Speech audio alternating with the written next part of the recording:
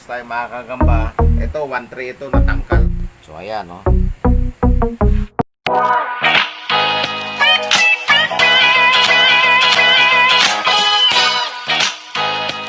Salamat po tayo Mento and like and share po.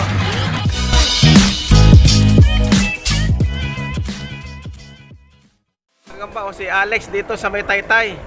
Ayan, shoutout mo Alex yung tropa mo dyan. Oo, sana mga kaji ko dyan na solid talaga yung mga gagamba ni Kuya Mendo. Kaya next time kukuha ulit ako. Thank you Alex, thank you. Thank you po, thank you. Mga kagamba, dito tayo sa Pinesville, Antipolo. Taytay.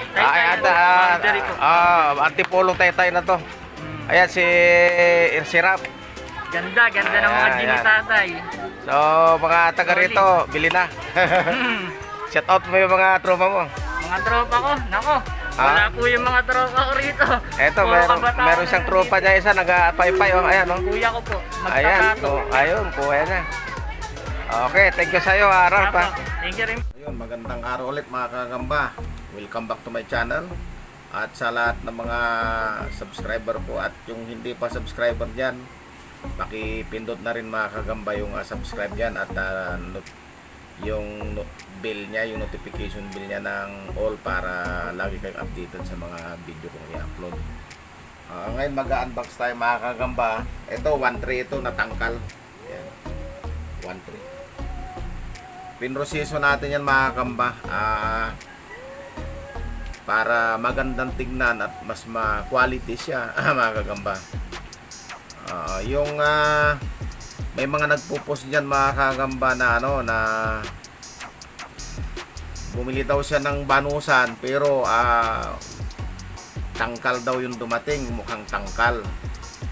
Ayun, ganun na talaga mga kagamba sa panahon ngayon yung yung banusan natin.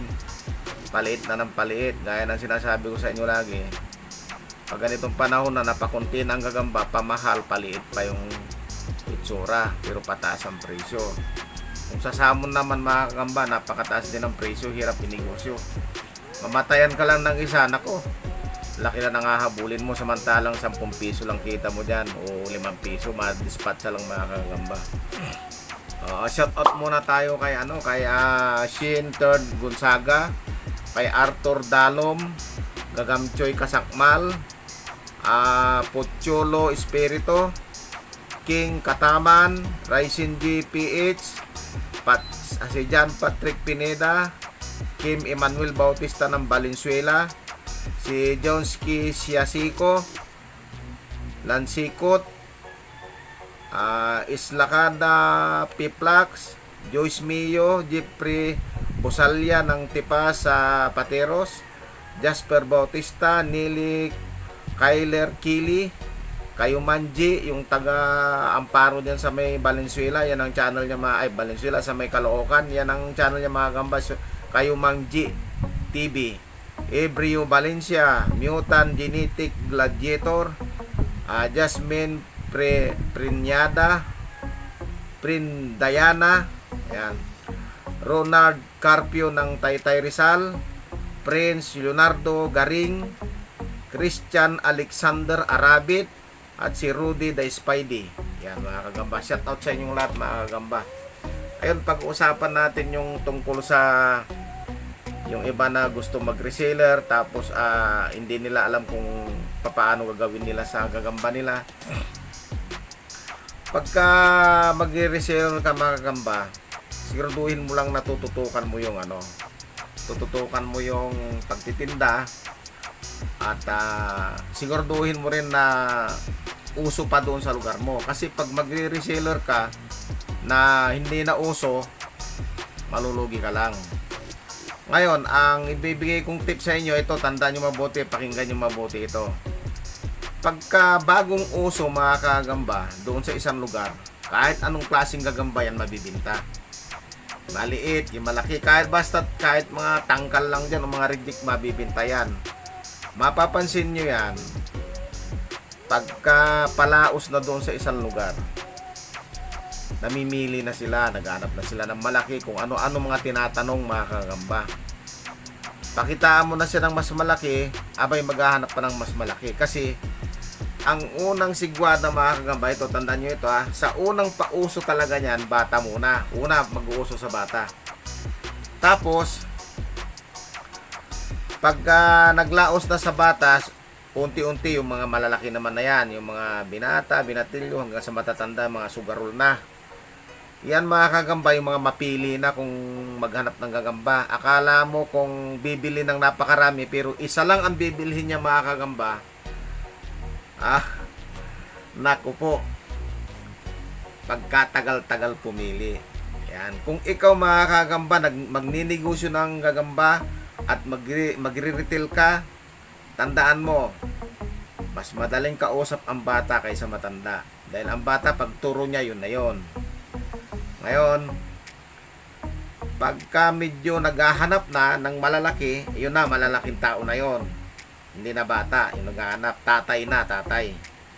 So, tandaan nyo ito, magandang malaman nyo ito. Kapag sa isang lugar ay nalaos na, kasi ang uso dyan mga kamba, pinakamatagal na isang buwan sa isang lugar eh. Pag yan ay nalaos na, at may mga nagtatanong pa rin sa'yo pabalik-balik, huwag ka nang mag-atimpa na mag-reseller ka na marami kang bibilhin dahil malulugi ka lang. Dahil yung lugar na nag-uso na mga kagamba, na after 1 month pakunti na lang yung naghahanap, tapos kukuha ka pa ng marami, nako, doon ka na mabubulukan mga kagamba, kasi palaos na yun. At huwag mong isipin na kung may gagamba ka mag-uuso ulit. Hindi na mga kagamba, antay ka ulit ng susunod na sesyon. Kung ikaw kung gusto mo magnegosyo ng gagamba, ito base sa aking experience, sa aking nalalaman, base sa aking mga naoobserbahan sa bawat pauso mga kagamba. Pagka ang isang lugar ay nag-uso na, huwag mo nang uulitin pang magpauso. Magtanong ka sa akin. Kasi kahit anong gawin mo, kahit i-bargain mo pa yung gagamba mo, hindi na mabibili yan. Tandaan mo yan mga kagamba. Mag-iiba na yung laro ng bata, hindi na sa gagamba. Sa unang bugso yan, unang linggo, pangalawang linggo, pangatlong linggo, pang-apat na linggo mga kagamba, unti-unti nang uhupa yan. Pakunti-kunti na lang bibili. Ang bibili na lang sa'yo, yung mga malalaking tao na, yung matagal bago pumili. Iyan mga kagamba. Yan tandaan nyo yan mga kagamba. So, marami pa kayong dapat malaman sa akin patungkol dyan sa pagbibinta ng gagamba mga kagamba.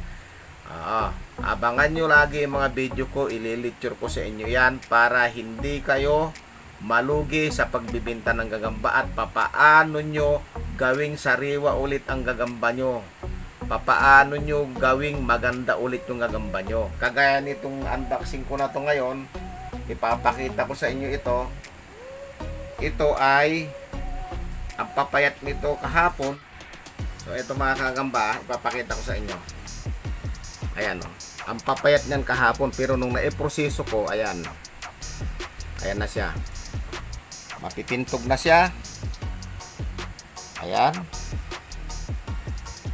kitang-kita nyo yan. Mapipintog na siya kasi naiproseso ko na yung mga kagamba. Ayan. So, hindi pa rin maiiwasan na may namamatay yan. Oo. Hindi pa rin maiwasan yan na may namamatay, mga kagamba. So, ayan, tignan nyo. Marami yan, mga kagamba, Bali, 1,300 yan na, natangkal. Tangkal yan, mga kagamba, Pero, ganito itsura nung nabiling banusan nung nag-post dyan sa social media sa FB. Ganyan kalalaki siya, pero binayaran daw niya ng 750. Ito sa akin, tangkal lang ang presyo niya kasi tangkal lang talaga yan. Pero kamukha siya nung ipinos. Ayan mga kagamba, ayan. Ayan.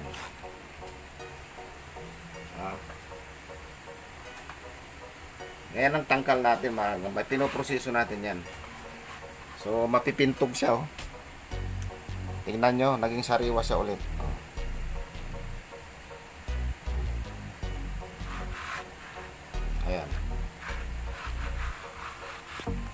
Yan ang tangkal natin. Yan.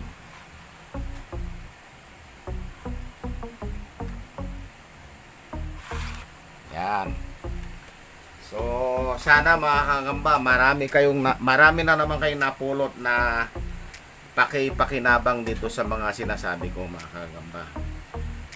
Nagtatapos ang session ng gagamba sa mga bata itong bago magundas kasi iba na magiging laruan nila mga kagamba. Nakapokus na yung mga yan doon sa larong pang Christmas mga kagamba, mga paputok kung ano-ano, mga regalo. Pagkatapos niyan, after ng New Year, doon naman tayo sa bandang katapusan ng January, magkakaroon ng uso. Magpapauso tayo ulit sa isang lugar. Kung hindi mag-uso, tayo magpapauso mga kagamba. Sisiguraduhin ko sa iyo, pag sinurvey ko yung lugar mo at pinausuhan natin, kikita ka. Tuturuan kita, kumpleto ako ng mga paninda, mga panungkit, mga palita, kung ano-anong mga lalagyanan, kumpleto yan. Maging hanis ka lang, pag tayo nag-usap, maging hanis lang. Lahat ng gustong mag-reseller, tuturuan ko kayo. Yan mga kamba. So hanggang dito na lang. Abangan nyo sa mga susunod na episode o sa mga susunod na upload ko yung mga ililecture ko papatungkol din sa pagbibinta ng gagamba. Maraming salamat.